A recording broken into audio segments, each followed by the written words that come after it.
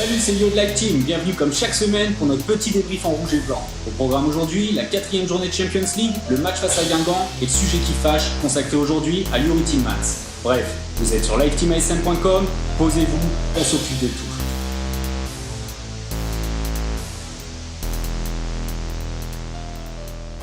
Sans transition, le match de la semaine. Après un début de campagne plus que mitigé, voire carrément catastrophique, avec 2 défaites à domicile et 1 point pris à Leipzig, l'ASM était en Turquie, sans ses supporters, privé de parquage, mais accueilli par une horde de fous furieux au Vodafone Park d'Istanbul. Honnêtement, on nous promettait l'enfer, et faut avouer que ça y ressemble. Passer du Louis II à ça, c'est comme passer de plus belle la vie à Game of Thrones. Personne n'est jamais assez préparé. L'affaire avait pourtant pas trop mal commencé, avec des monégasques bien plus impliqués que d'habitude, un Fabinho retrouvé, véritable patron au milieu de terrain, et une défense affûtée avec une doublette Jemerson-Glick carrément bien en place. Bref, Jardim avait décidé de durcir le ton, histoire de pas finir façon Ned Stark, décapité dès les phases de poule. Malheureusement, c'est Thomas Lemar qui quitte la série prématurément, mal retombé à la suite d'un sale tampon turc. Gratos au passage, hein. Merci l'arbitre. Bien. Toto à l'épaule en vrac. Impossible de continuer. Et alors qu'on pense tous à Bosquilia pour le remplacer poste pour poste, c'est finalement Jovetic qui entre en pointe et Baldé qui descend d'un cran côté gauche. Sans briller, mais plutôt rassurante, l'équipe du Rocher a certes défendu, mais avec un pressing et une intensité bien plus efficaces que d'habitude. Tous ces efforts sont d'ailleurs récompensés en toute fin de mi-temps avec un but de Ronny Lopez bien servi par Moutinho. Et oui, le petit Ronny, la frappe enroulée juste qu'il faut, boum, du gauche, 1-0, et allez! Avec 67% de duels gagnés en première mi-temps, menant au score, on se dit que l'ASM est sur la bonne voie, carrément sur la bonne voie. Et oui, mais non, parce qu'à peine 10 minutes après la reprise, Tillmans commet la boulette au milieu de terrain. Et on va y revenir, ça croyez-moi. À la ramasse, Georges se jette et provoque le penalty. En 30 secondes, tout le boulot de la première mi-temps est foutu en l'air. À égalité, quasiment qualifiés, les Turcs ont commencé à sortir les outils. Marteau, tondeuse, sécateur, faucille, un vrai Leroy Merlin. Physiquement, nos joueurs ont souffert, c'est clair. Mais ils ont eu le mérite de rien lâcher. Et ils ont eu les occasions. Est-ce que je rappelle celle de Baldé, 93e minute, la balle de match dans les pieds? Je pense pas, non. Les insultes ont fusé dans la baraque. Cette frappe, plus je la revois, plus je deviens fou. Au coup d'envoi, l'ASM devait gagner pour espérer. Autant dire que c'est un échec. Seulement 7% des équipes ayant 2 points au bout de 4 journées se sont qualifiées pour les 8e. T'y crois, toi? Le coach Jardim, en tout cas, lui, il y croit. Et il a peut-être pas tort. Le coach a déclaré: il faut continuer d'y croire, ce n'est pas fini. S'il y a match nul ce soir, entre Leipzig et Porto, il restera une petite possibilité. Sinon, l'objectif sera de se qualifier pour l'Europa League. Autant dire que le coach n'a pas été servi. À peine plus tard dans la soirée, Porto balaye Leipzig 3-1, et pourtant, la qualif est encore jouable pour les Monégasques. C'est quand même dingue, non? On a 2 points, on n'est pas au niveau, et on peut toujours se qualifier. Il faudra donc s'imposer à Porto et face à Leipzig, en espérant que Porto ne batte pas Beşiktaş. Je suis plutôt de nature optimiste, mais là j'avoue, j'ai un peu de mal à y croire. Gagner 2 matchs en Champions League, dont un à Porto, autant dire que ça va être carrément chaud. Pour ce qui est jouer l'Europa League, les gars, calma. J'entends déjà qu'ils disent qu'on peut la gagner. Tranquille. En attendant d'en savoir plus sur notre avenir européen, la Ligue 1 Conforama était au Louis II samedi où l'ASM recevait Guingamp avec encore pas mal d'absents. Et pas des moindres. Autant dire qu'à l'annonce de la compo, pas mal d'entre vous ont vrillé. Et pour une fois, Guido les bons poteaux a stoppé la malédiction. Au moins le temps d'un match. À peine 10 minutes de jeu, bien servi par Tillmans.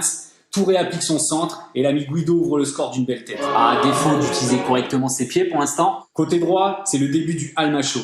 Que dire de la prestation du petit? Il a été juste incroyable ce soir. Là, la team Almamista a dû apprécier. D'autant plus un samedi et surtout à l'heure de l'apéro. À tel point que Camboiré décide de sortir Tabanou à la pause. Comme si l'enchaînement contrôle, coup du sombrero, tête, passe D de Touré pour Traoré n'avait pas suffi à ruiner son ego. Vraiment une sale soirée pour l'ancien Toulousain. Voilà, vraiment dur pour Tabanou. Encore une fois lancé par Tillmans, Almami l'a martyrisé sur le côté droit. Et le pire, c'est qu'il va pas en rester là. Sur le terrain, l'ASM prend son pied. Et Lopez tout son temps pour offrir sur un plateau le but du 3-0 à Keita Baldé. La machine est lancée.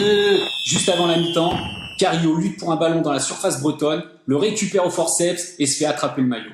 Penalty! En l'absence d'El Tigre, Fabi reprend ses bonnes vieilles habitudes.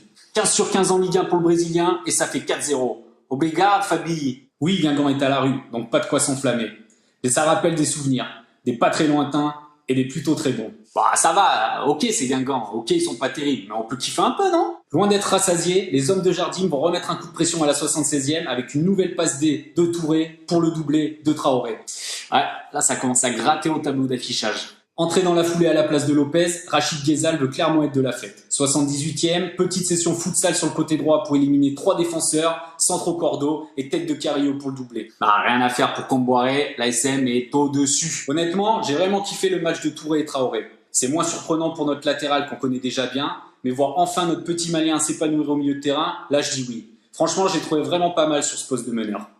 Disponible, toujours dans le sens du jeu et double buteur, ce qui ne gâche rien. Malgré ses blessures, le club et Jardim ont toujours cru en lui et on commence à comprendre pourquoi. Bref, soirée parfaite, 1-7 remporté haut la main, 6-0, de quoi partir l'esprit serein pour cette saloperie de trêve internationale. Le sujet qui fâche. Bien entendu, pour ça, il faut revenir sur le match de mercredi. Et s'attarder sur la roulette qui tâche, ouais.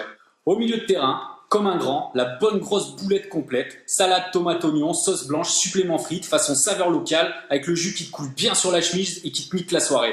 Alors oui, si elle passe, bien entendu que c'est splendide. Oui mais non, pas là mon Yuri, pas avec 1 point en 3 matchs, pas qu'on réussit à mener dans ce bourbier. Mais faut les comprendre les supporters qui t'en veulent, faut les comprendre. Bon, il y en a aussi qui te défendent, t'inquiète, j'en suis. Bon ok c'est raté, ok c'est sanction, ok ça limite clairement nos chances de qualification. Ouais, ça fait beaucoup quand même là. Hein. Mais t'es pas seul sur le terrain, mon Yuri. Ça se passe au milieu, ce ballon. On aurait bien pu le récupérer derrière, non? Car laisse-moi, c'est le diable. Fallait pas lui ouvrir la porte.